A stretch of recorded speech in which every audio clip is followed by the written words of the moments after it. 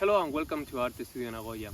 In today's video, I want to do the final video of this camera, or final review of the VOIGTLANDER BESSA RF folding camera. That I make a series of 3 videos so far, where I make an introduction, then I talk about the different buttons and features of the camera, and now in this video I want to talk about how is using the camera. And well, maybe the easiest way to talk about this camera is like good points and bad points, or things like I like it more and less. I will start saying that the reason I bought this camera is because I wanted a medium format camera that could be very portable, and I think this is the big strong point of this camera, because it's a camera that is really portable. Like, you can fit it in a pocket, obviously in this pocket because it's very big, but even in my trousers pockets you can fit this camera. That's the very main point of this camera. It suits 6x9, and that can be a good point or a bad point, depends of what you want. It can be a good point because have like a very huge negative, and also because being medium format and having a big negative, you're still having the aspect ratio similar to 35 millimeters. For others, like 6x9 maybe is a little bit too big, and you maybe don't need that big negative, and you only can take 8 photos. So that's the bad side of being 6x9. Other aspects that are good or bad depends. It's like it's a rangefinder. So if you like a rangefinder style, that may be very good for you. I think it's a style of shooting that is good for people, for streets and so on. Not so much for landscape or type of photography when you really want to be very precise with the frame. I think SLRs are better for that. So it also depends of you. Also, being a rangefinder, you have to be careful that the camera can be disaligned with the finder and the distance with the lens. But the good news is, like, this camera, I'm pretty sure, because something that I saw you in the previous video, like this probably was removed. So if you remove the top plate, you can find some screws and adjust the focus of the rangefinder, so that can be repaired relatively easily. One of the really points that are a little bit bad of this kind of cameras is that the folding cameras are really good for being like a camera that folds into a small size, but they need these bellows, and the bellows with the time have the tendency of like, because they stop being flexible and you will have like small holes. This one actually doesn't have holes so far, but it's something that I know in some moment I will have to address. All these cameras have you have to address this problem.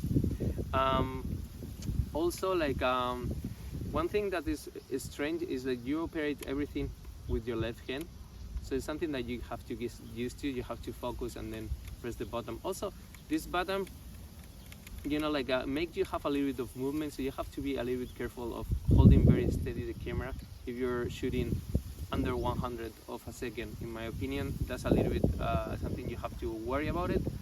Also, this is really cool, but is a hassle for color film, because you can, when you open the camera, basically by default it's gonna come on, so you could accidentally take a color photo with the yellow filter on, and yeah, the photo is gonna be yellow. I already have done that, so it's something that I think it will happen.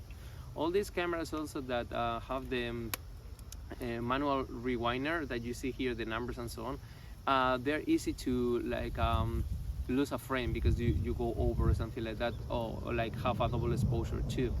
And one of the things that so far is the thing that bugs me more, and it depends, I guess there is other model that is not exactly like that, but you should have your windows closed here when you're not taking the picture, and when you pass and take the picture, you should open here, look the frame, like advance the film from here, and then close it again. But that makes the process a little bit slow. So that's another thing that I noticed, that that this is not a camera that is going to be really fast to use, although have all the benefits of being like a Leica kind of camera, but it's a camera that it needs a little bit more time. both because you have the double rangefinder and viewfinder, also because the way you adjust things and the way you manipulate the camera, and also because the way you advance film, everything is gonna slow you down a little bit. But I think it's okay. It's just another kind of photography. You have to like craft a little bit more the photography. Now the strap here, I don't know. I don't find it very useful because like if I'm gonna use it, like it's so uncomfortable to have my hands straight. It will be better this way. So I actually don't use it, and I'm holding the camera this way. This is not the button to shut the camera, but I use it like a normal camera this way, holding this way, and then shut the camera. It's not a big deal, but maybe my hand is too big for this small strap. Although I think the design is pretty cool, pretty cute. Other than that, like this is a camera that can shoot 2 formats, but for me it's 6x9 only because it's what I want this camera for. So if you're into a camera that can shoot 2 different formats, maybe this is a good option too. I think this kind of camera, if you buy the adapters for the modern tripods, can be a very good camera for night photography too, because you know, like the shutter is in the lens and there is not like movement when you take a picture, and I think this kind of cameras, like they're pretty good for night photography. Very light, very easy to carry. And so for me, this camera, after using it, I think it's a great camera. It looks so beautiful too, but I think it's a camera that is limited in the use. It's not the camera that I will have it as my first or only camera. It's a camera that I bought because I want to use it traveling to Europe and to have something that is light in my bag when my backpack is very heavy. But I think this camera will not be my only camera. If I didn't have the Pentax 6.7 and my Nikon's 35mm, probably I wouldn't have buy this camera first. And I don't know, these are some of the ideas I can tell you about the camera.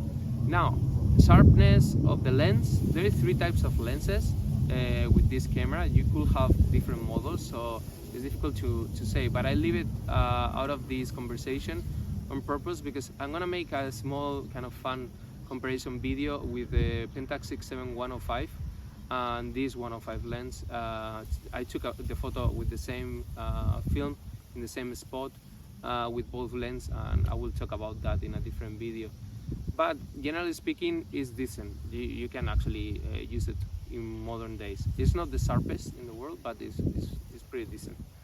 And I think that's all what I'm gonna talk about how to use this camera, or what I find good of this camera. I hope you like this video. If you like, please give me a like and subscribe to the channel to see more videos like this about cameras in Japan and photography, film, and so on. Thank you so much for watching. See you in the next video. Bye.